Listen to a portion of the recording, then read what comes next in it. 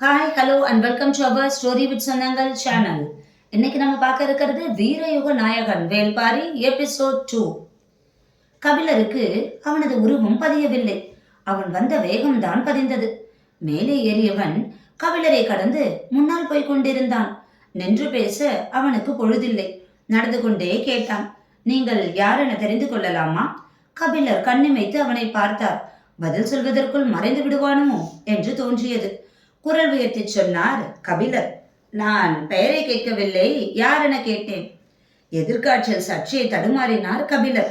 தடுமாற்றத்திற்கு காற்று காரணமல்ல என்பதை அவரது மனம் சொல்லியது. நான் புலவன். பாணர் குலமா? கேட்டபடி நடந்து போய் கொண்டே இருந்தான். அவனை பார்ப்பது, பாதையில் கவனம் கொள்வது, பதில் சொல்வது என்ற 3 வேலைகளை கபிலர் செய்ய வேண்டியிருந்தது. இல்லை, பாணர்கள் பாடல் பாடுபவர்கள், இசைஞர்கள் கலைஞர்கள். நான் அவர்கள் இல்லை. நான் புலவன், எழுத கற்றவன். பதில் சொல்லி முடிக்கும் போது கேள்வி வந்தது. எழுத்து என்றால் மலையேறும் ஒரு பாதையில் இவ்வளவு தூர இடைவெளியில் ஒரு உரையாடலா? உரத்த குரலில் பதில் சொல்வதற்கு மூச்சு காற்று ஒத்துழைக்க மறுத்தது. ஆனாலும் கபிலர் உரத்தே சொன்னார். மரத்தை ஓவியமாக வரைந்து பார்த்திருக்கின்றாயா?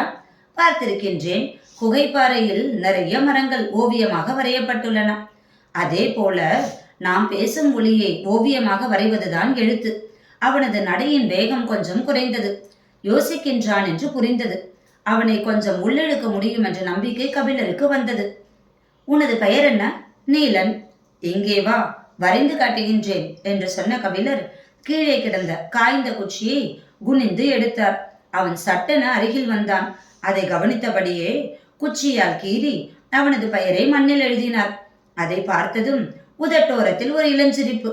மீண்டும் நடக்கத் தொடங்கியவன், நான் என்ன யானையின் ஸ்தானத்தில் செரிக்காமல் கிடக்கும் ஈக்கியை போலவா இருக்கின்றேன்? எதிர்காற்று மீண்டும் அடித்து கபிலரை தள்ளாட வைத்தது. நீலன் வேகமாக போய்க் கொண்டிருந்தான். கபிலர் அவனை ரசிக்க தொடங்கினார்.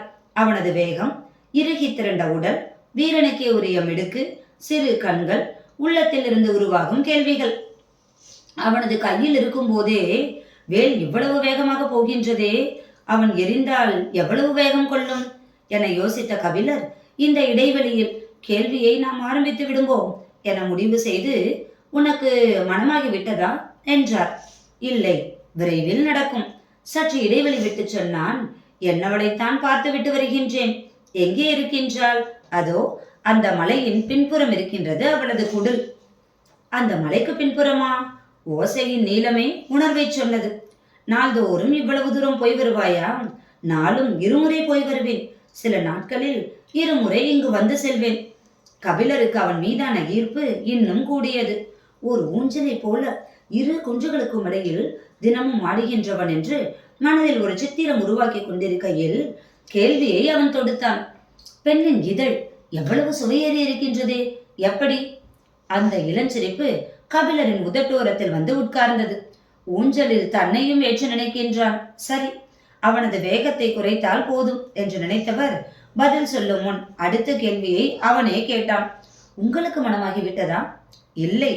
அப்படி என்றால் நான் உங்களிடம் இந்த கேள்வியை கேட்டிருக்கவே கூடாதல்லவா? ஏதாவது ஒரு இடத்தில் நின்றால் தானே பதில் சொல்வதற்கு. கனப்பொழுதில் 3 கொப்பு தாவுகின்றவன் இவனை எப்படி அடைத்து நிறுத்துவது என யோசித்த கபிலர், உனக்கும் தான் மனமாகவில்லை என்றார். நான் வீரன். கபிலர் திகைத்து போனார். இவன் என்னை என்ன சொல்ல வருகின்றான் என யோசிக்கையில் அவன் பதிலை தொடர்ந்தான். எப்போது போர் மூடும் என தெரியாது. பரம்பு நாட்டுக்கு சூழவும் எதிரிகள். போர்க்களத்தில் நான் சாயும் போது எனது ஈட்டியை இறுக பற்றி முன்னேற என் மகன் வந்து நிற்க வேண்டும்.